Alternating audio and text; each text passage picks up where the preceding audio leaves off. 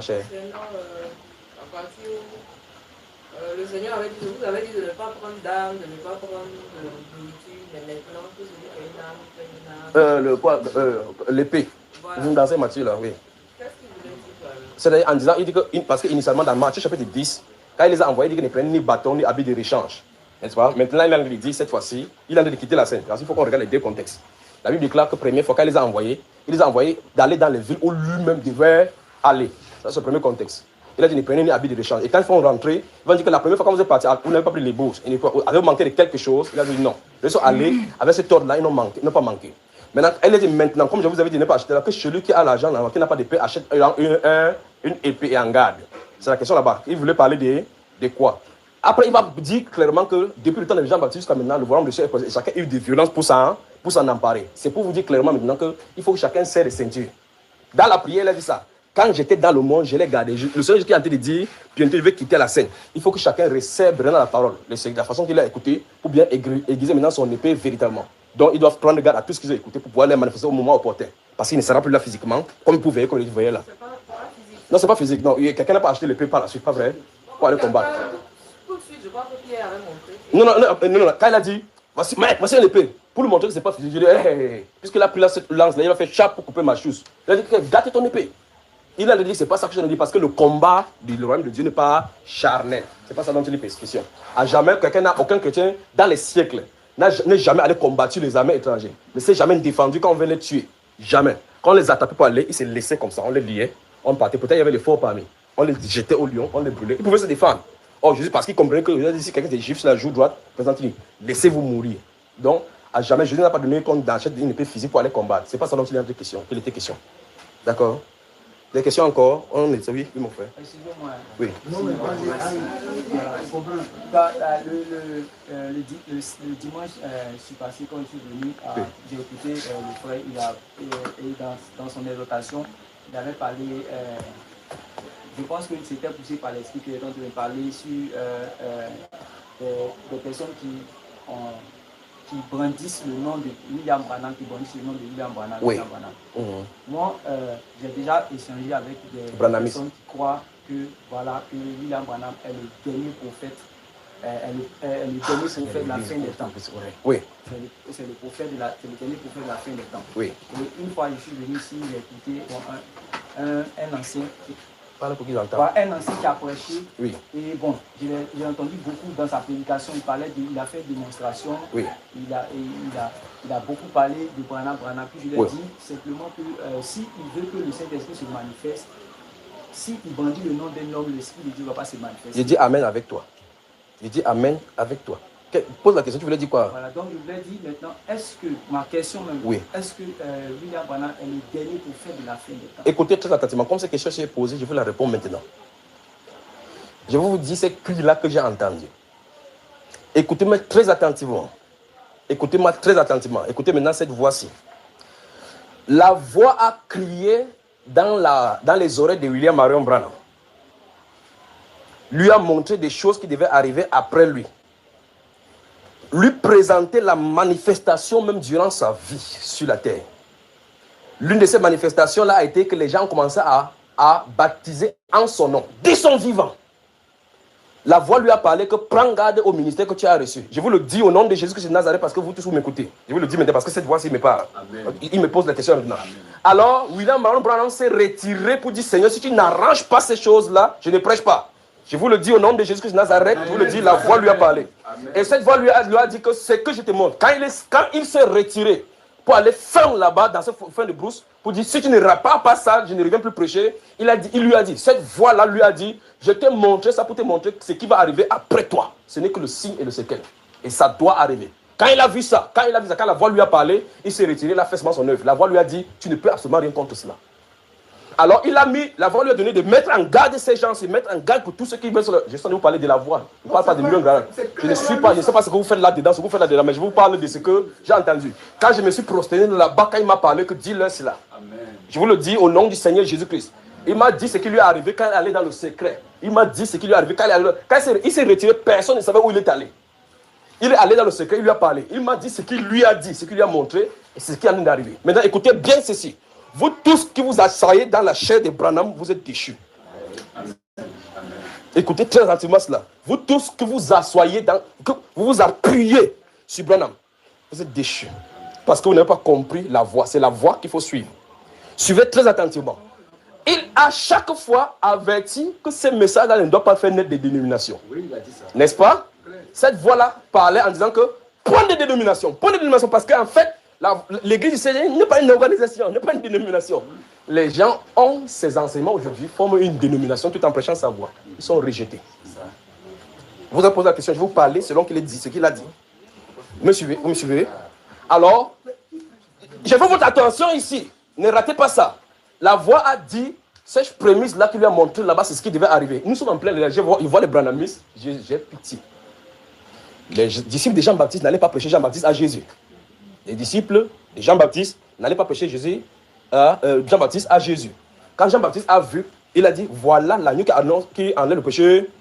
Quand le messager Jean-Baptiste a vu Jésus, il a présenté, les disciples le quittaient pour aller voir Jésus. Ils étaient avec Jésus. Un messager annonce Jésus. D'où vient-il qu'aujourd'hui, quelqu'un envoyé par lui prêche Jésus? Vous voyez aujourd'hui, c'est sa photo. C'est sa photo. Ça, c'est l'idolâtrie. Vous devez vous en éloigner. Mais il y a des gens comme ça ici. Ah, c'est votre problème. Je dis ce que la voix m'a dit. C'est ça, il dit là. Écoutez-moi très attentivement. Vous pouvez être dans l'idolâtrie sans vous en rendre compte. Vous faites une prédication. Remarquez très attentivement, vous montrez que quelque chose ne va pas. Ils vont imiter Branham sans avoir l'esprit saint. Toute la connaissance que vous allez déployer, que Branham a dit, il a fait sur la colonne de feu, a descendu ainsi de suite, ça ne vous fait absolument pas appartenir à Christ Jésus. Vous devez suivre la voie de l'esprit.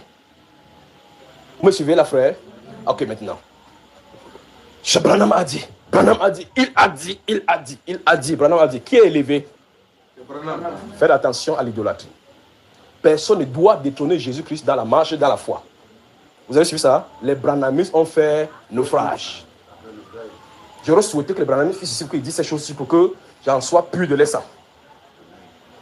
Jésus les appelle à la correction parce que tant qu'ils demeurent là, effectivement, vous savez, il a dit quelque chose, j'ai dit amen à cela.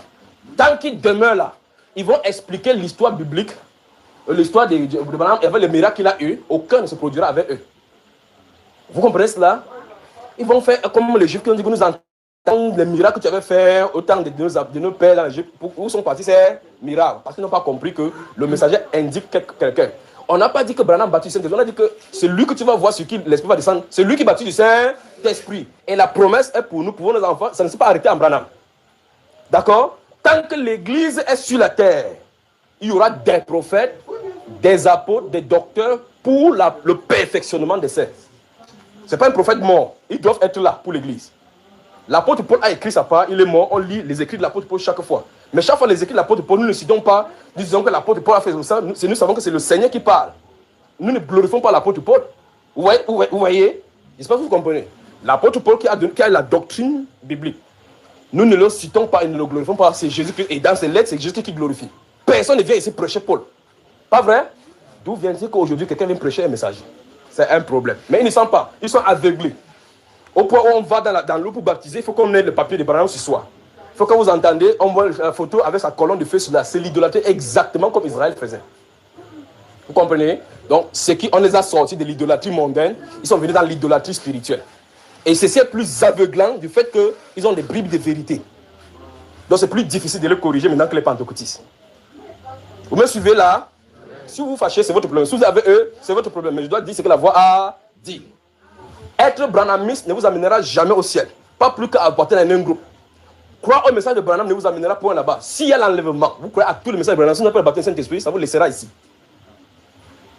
Vous m'avez suivi? Amen.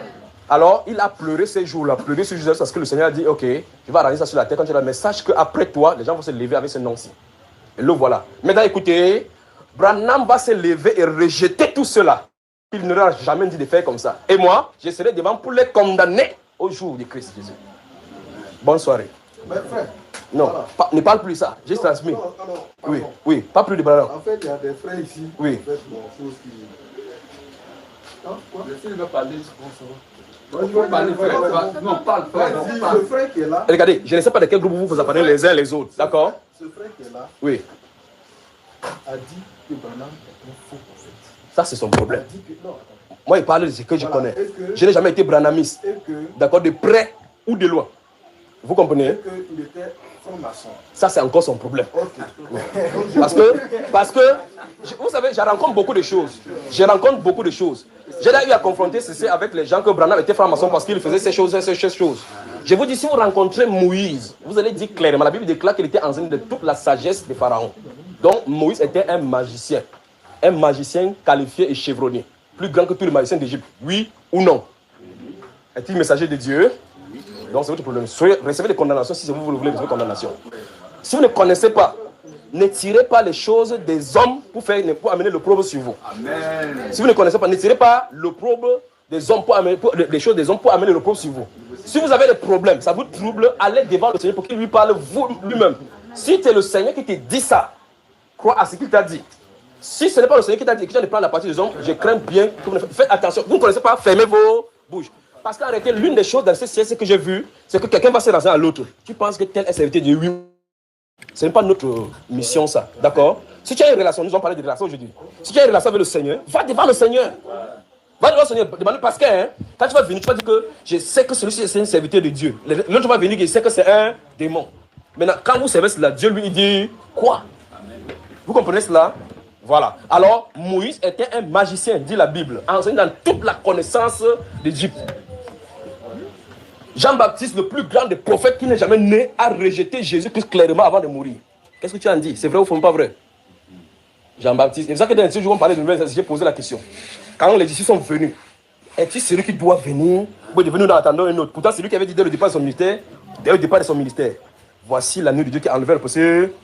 Jean répondit de lui ce témoignage. Celui qui m'a envoyé, donc il a eu la révélation de Dieu que celui sur qui tu verras l'Esprit descendre, c'est celui qui baptise le Saint-Esprit. Donc il n'y avait pas de doute pour Jean-Baptiste. Il est en prison, il dit, allez lui dire que est-ce que c'est lui-même lui qui doit venir? Jésus dit que va le dire, les aveugles voient. Pendant qu'il part, Jésus dit quoi? Heureux celui pour qui je ne serai pas une occasion de... Jean-Baptiste a fait quoi? Il a connu ce truc. N'est-ce pas, frère? Jean-Baptiste est chez Satan. Non. C'est là en enfer. Faites attention. Amen.